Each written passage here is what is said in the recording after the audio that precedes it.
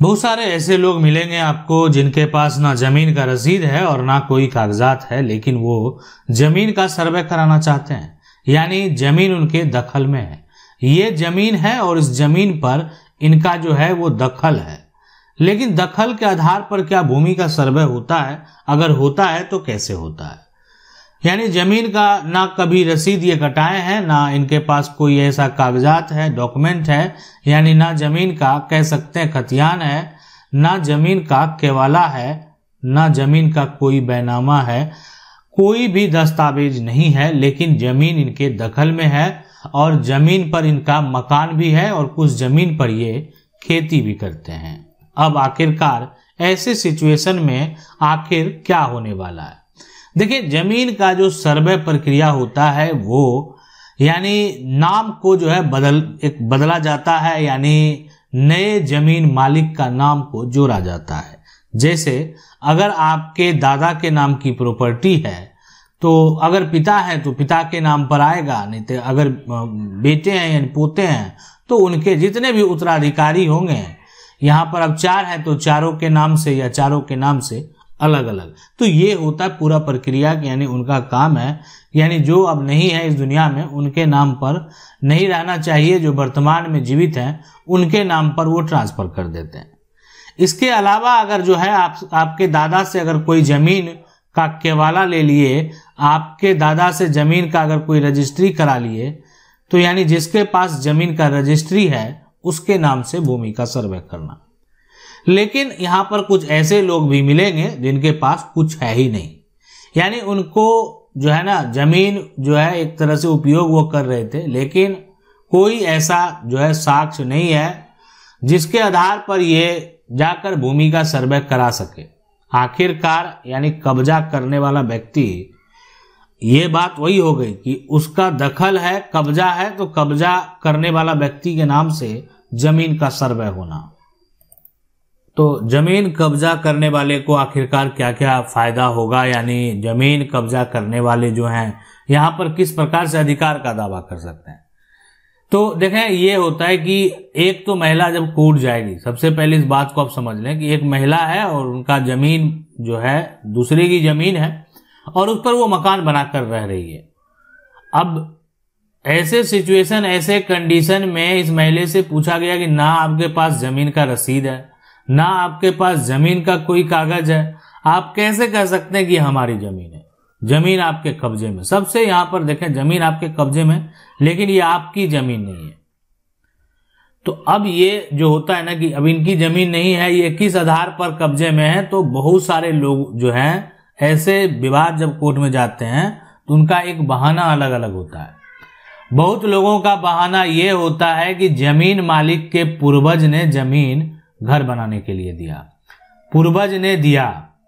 अब ठीक है, अब किसी का घर बना हुआ, मकान बना हुआ, तो देखें इसकी भी जांच होती है कि आखिर पूर्वज ने जमीन दिया तो क्यों दिया। और ये बात जो सवाल है ये गांव वालों की गवाही पर स्पष्ट होता है। गांव वाले जो है ना, गांव वाले की गवाही कोर्ट में, बाहर वाले की नहीं, गांव वाले की। तो गांव वाले की जो गवाही होगी तो वो आपके पड़ोसी हो गए, अगल बगल के लोग हैं उनको। अब ऐसे लोग जो कि उस समय कहीं ना कहीं जीवित हो, वैसे लोग को भी आप लेकर जाएं। तो ये लोग जो है ना पड़ोसी हो गए, आसपास के जो लोग हो गए, वो इस बात की गवाही देंगे तो कि आप वर्षों से इस जमीन पर हैं, दखल में हैं और इनके पूर्वज ने आपको घर बनाने के लिए जमीन दिया है और आज आप उनका सर्वे कराना चाहते हैं। क्या अभी वर्तमान में जो है सर्वे जो अधिकारी आएंगे, क्या उनको अधिकार है कब्जा के आधार पर भूमि का सर्वे करने का? कब्जा के आधार पर, यानी जिसका कब्जा उसी के नाम जमीन का सर्वे, ऐसा क्या सर्वे टीम काम करेगी? तो बिल्कुल नहीं करेगी। इसलिए कि उनको क्या करना है, कागजात के आधार पर, जो भी करना कागजात के आधार पर। अगर किसी का दखल है तो ये स्पष्ट जरूर कर दिया जाएगा कि यहां पर इनका वर्षों से दखल है, यानी ये जमीन इनके कब्जे में वर्षों से है, लेकिन ये जमीन वर्षों से इनके कब्जे में है, लेकिन इनके नाम से ऐसा कोई जरूरी नहीं है कि कागजात तैयार करवा दिया जाएगा। ऐसा कोई जरूरी नहीं है कि इनके नाम से जमीन का डॉक्यूमेंट तैयार करवा दिया जाएगा। यानी किसी का बरसों से दखल रहने से वो जमीन की मालिक नहीं बन सकती है। अब सवाल यहां पर एक बड़ा सवाल उठता है कि आखिरकार ऐसे सिचुएशन, ऐसे कंडीशन में आखिर उसका निष्कर्ष क्या निकलेगा? क्या जमीन खाली करनी पड़ेगी? क्या मकान जो है वो हट जाएगा? देखें, बिल्कुल नहीं। ये जो भूमि सर्वेक्षण प्रक्रिया है इसमें ये कुछ नहीं होने वाला। ये जो है विवाद जो है आपका चल रहा है वो विवाद को खत्म नहीं किया जाएगा।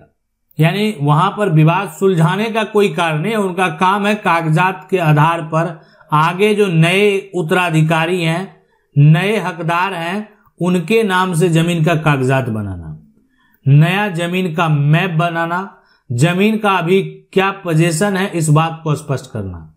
अगर किसी का जमीन पर अवैध दखल है तो ये स्पष्ट करना कि जमीन पर जो है अवैध दखल है। अब यहां पर लेकिन दो सवाल होता है और दो सवाल के आधार पर कई जजमेंट हैं जो आपको देखने को मिलेंगे। और ये जजमेंट आप जाएंगे प्लेलिस्ट में तो यहां पर सुप्रीम कोर्ट का फैसला है, यानी सुप्रीम कोर्ट का जो यहां पर फैसला है, ठीक है, तो उसमें जाएंगे प्लेलिस्ट में तो ये जो जजमेंट है वो देखने को मिलेगा। उसके बाद जो है हाई कोर्ट का फैसला जो है, यहां पर हाई कोर्ट का फैसला वो भी जो है आपको यहां पर देखने को मिलेगा। हाई कोर्ट का फैसला, सुप्रीम कोर्ट का फैसला, तो उसमें कई ऐसे जजमेंट देखने को मिलेंगे जिसमें पूरा स्टोरी बताए हुए हैं। आप जाकर प्लेलिस्ट में जाएंगे देख सकते हैं। अब है कि यहां पर ऐसे मामले में जो है कि जमीन मालिक जो है उसका कोई दावा नहीं है। यानी जमीन मालिक ये नहीं कह रहा है कि हमारी जमीन को खाली कर दो, हमारे जमीन पर से मकान जो है वो हटा दो, ऐसा कोई दावा नहीं है। यानी ठीक है, जमीन पर मकान बना हुआ है, जमीन मालिक अपने नाम से दोबारा जमीन तो करवा लेगा, लेकिन हटने को नहीं बोल रहा, कोई कानूनी प्रक्रिया नहीं कर रहा। जमीन मालिक जो है ना कोई कानूनी प्रक्रिया नहीं कर रहा। और ये जो जमीन मालिक अगर नहीं कर रहा ना तो एक समय ऐसे आएगा कि दखल के आधार पर जो है इनको कानूनी तौर पर मालिकाना हक दे दिया जाएगा। ना जमीन का रसीद है ना कोई कागज है, फिर भी इनको मालिकाना हक मिलेगा। और ये तभी मिलेगा जब जो है एक समय सीमा जो तय किया गया ना कि 12 साल तो बीत गया लेकिन आज तक जो जमीन का मालिक है, जमीन मालिक कोई केस नहीं किया है, ठीक है, कहीं कोई केस दर्ज नहीं कराया। तो एडवर्स पोजेशन का जो कानून है ये कहता है, कब्जा कानून जो है ये कहता है कि लंबे समय तक अगर आपकी जमीन पर कोई कब्जा करके है तो कानूनी तौर पर आप जमीन के मालिक बन जाएंगे, कानूनी तौर पर आपका जमीन पर जो है वो अधिकार हो जाएगा। अब लेकिन ये अधिकार आपको साबित करना पड़ेगा, इस अधिकार का आपको दावा करना पड़ेगा।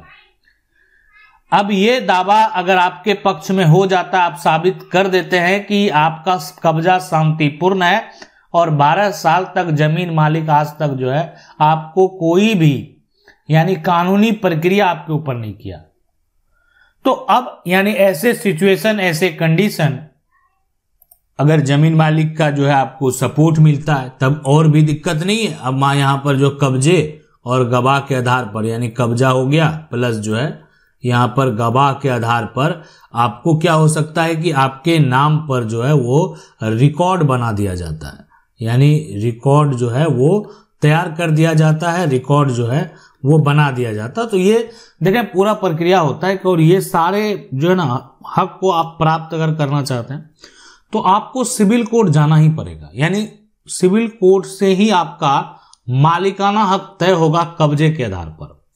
और अगर आप कहीं भी जाएंगे तो यहाँ पर जो है कब्जे के आधार पर कोई भी किसी प्रकार का डिसीजन नहीं दिया जाएगा कि जमीन किसकी है।